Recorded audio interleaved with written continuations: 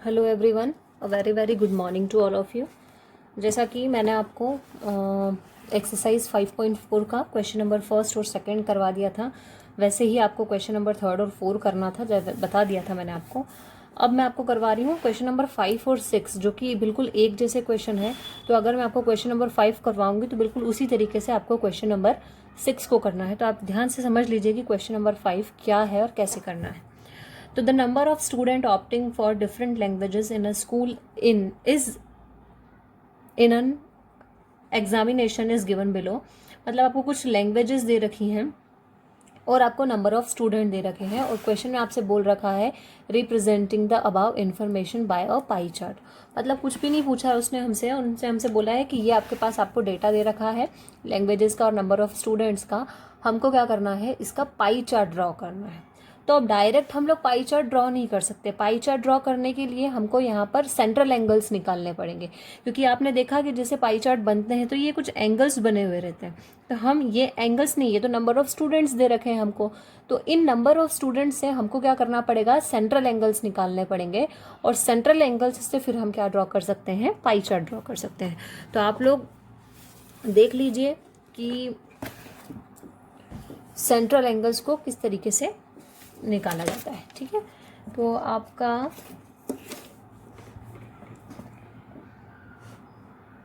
Exercise कौन सी है, ये आपकी 5.4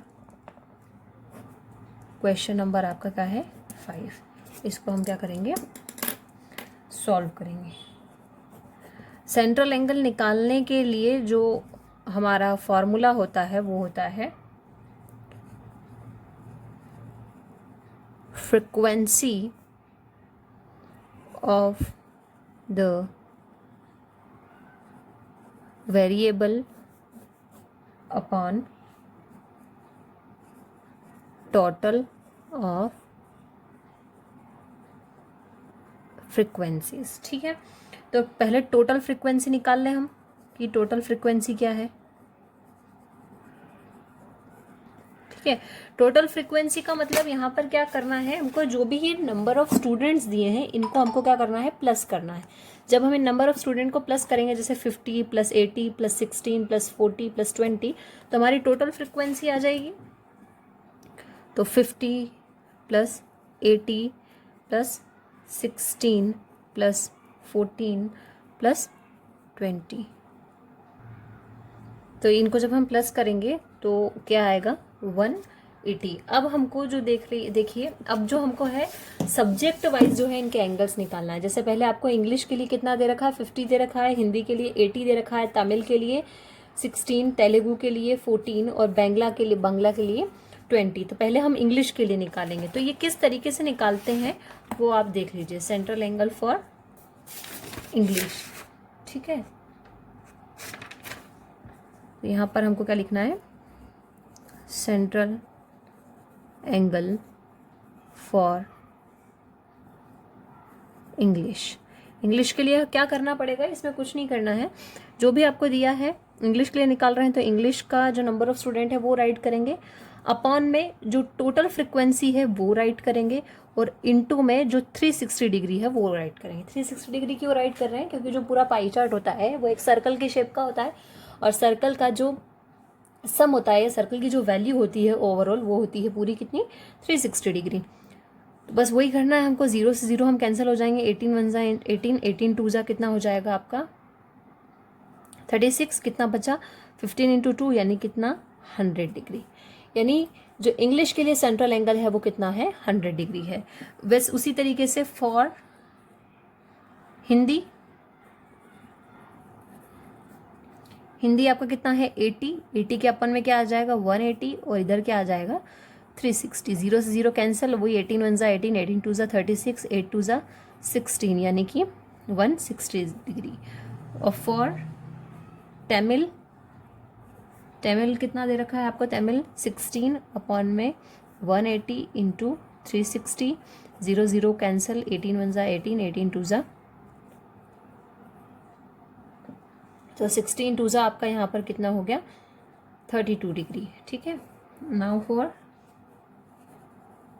तेलुगु, ठीक है। तेलुगु के लिए आपको यहाँ पे कितना है 14 दे रखा है, अपॉन में कितना आ गया 180 इंटू 360, 180 वन ज़ा 180, 180 टू ज़ा 360, 14 टू ज़ा 28 degree. Now the last one is Bangla. Bangla कितना दे रखा है आपको 20 अपॉन में वही 180 इंटू 360 और ये कितना हो जाएगा 40 डिग्री। मतलब अब हमारे पास में इंग्लिश का, हिंदी का, तमिल का, तेलुगु का और बांग्ला का सबका क्या आ चुका है, सेंट्रल एंगल आ चुके हैं। अब सेंट्रल एंगल के बाद में बस हमारे पास जब सारे सेंट्रल एंगल्स आ गए तो हमको क्या फाइंड करना, पाई चार्ट।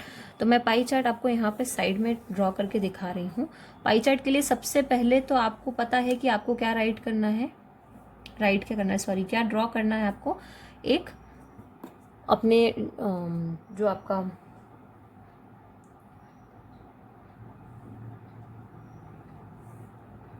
डिवाइडर होता है उससे आपको क्या करना है, कोई भी रेडियस लेके, ऐसा ज़रूरी नहीं है कि आपको कोई पर्टिकुलर रेडियस लेनी है, कोई भी रेडियस का आप एक सर्कल बना लेना। उसके बाद में आपको सबसे पहले यहाँ पर देखिए क्या दिख रहा है, इंग्लिश के लिए दिख रहा है। इंग्लिश के लिए कितना है 100 डिग्री।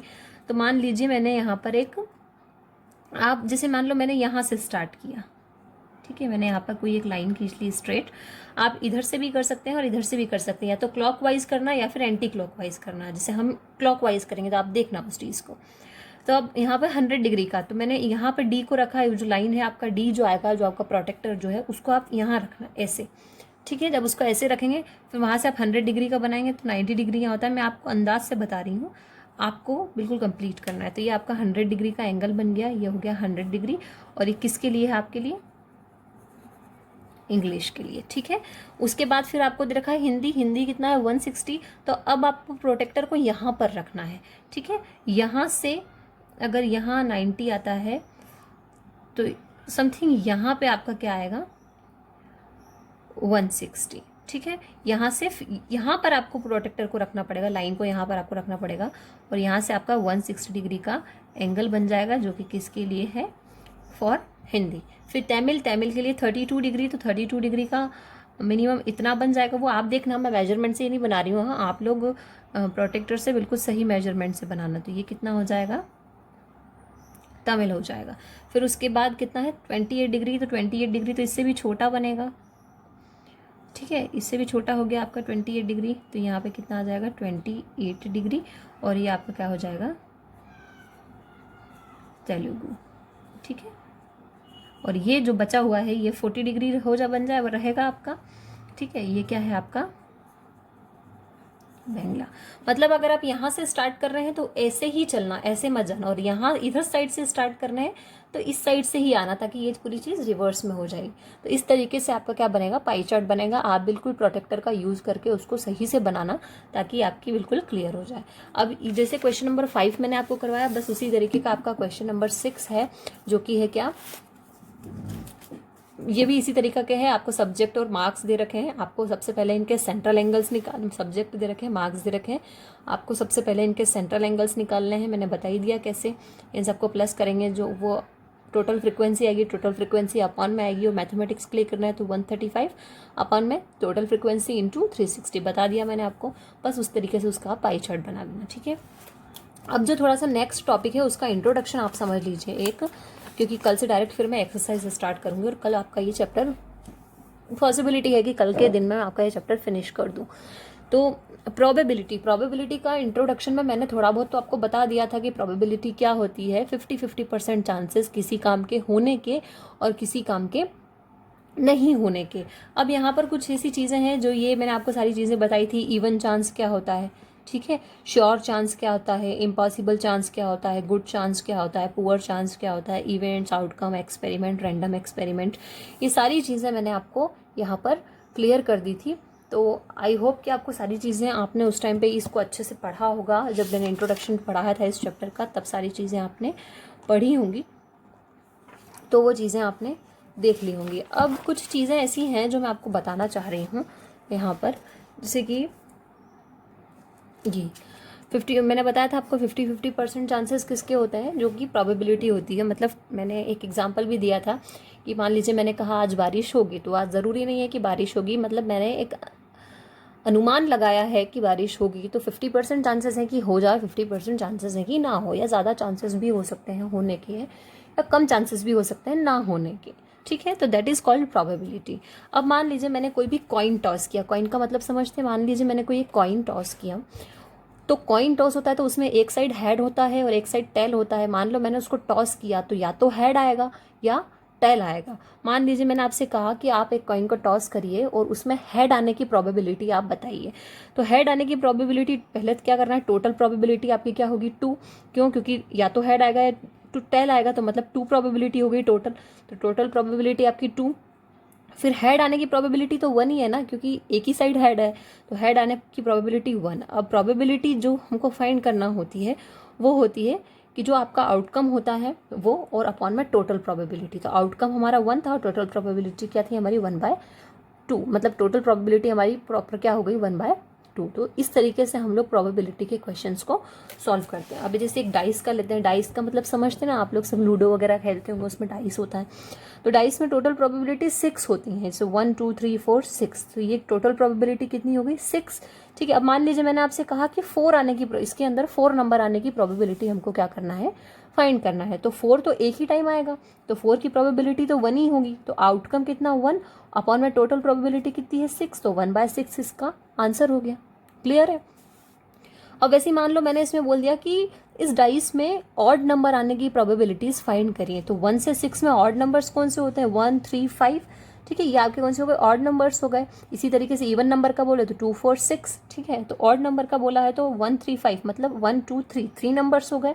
तो आउटकम अपॉन में टोटल प्रोबेबिलिटी यानी 3 अपॉन में 6, और इसको कट करेंगे तो 1/2 आ जाएगा। मतलब इस तरीके से आपको चीज़ें करनी रहेंगी, और आपकी जो लास्ट एक्सरसाइज है वो इसी पे बेस्ड है। अब यहाँ पे एक चीज़ मैं आपको और बता दूँ जो ध्यान रखना आप लोग, कि मेनली जो प्रोबेबिलिटी है, प्रोबेबिलिटी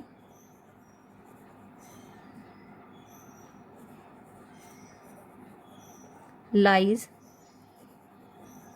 बिटवीन 0 एंड 1, ये एक इम्पॉर्टेंट पॉइंट है आपका। ठीक है, probability always lie between 0 and 1। Probability का जो आंसर होता है, जब भी हम प्रोबेबिलिटी से रिलेटेड क्वेश्चन सॉल्व करते हैं, तो जो हमारा आंसर होता है वो हमेशा 0 और 1 के बीच में ही आएगा। मतलब कि ना तो 0 से कम यानी माइनस में कभी भी प्रोबेबिलिटी में आंसर नहीं आता है, और ना ही 1 से ज़्यादा इसका कभी भी आंसर आता है। मतलब इसका आंसर हमेशा 0 और 1 के बीच में, यानी कि अपॉन में या पॉइंट में ही इसके आंसर आते हैं। कभी भी 1 से बड़ा आंसर और 0 से छोटा यानी कि माइनस में आंसर नहीं आता है। तो इस स्टेटमेंट को आप लोग ध्यान रख लेना कि प्रोबेबिलिटी का जो आंसर है हमेशा 0 और 1 के बीच में ही आएगा, क्योंकि ये बहुत सी बार ऑब्जेक्टिव्स में पूछ लिया जाता है। तो आप इसका कॉन्सेप्ट अच्छे से पढ़ लेना, समझ लेना, क्योंकि कल हम हमारी लास्ट एक्सरसाइज को करेंगे। ठीक है, थैंक यू। और जिसने अभी तक सारी चीज़ें क्वेश्चंस अगर किसी के बाकी चल रहे होंगे डाटा हैंडलिंग वाले चैप्टर में, तो उसको भी आप लोग कंप्लीट कर लेना। ठीक है, थैंक यू।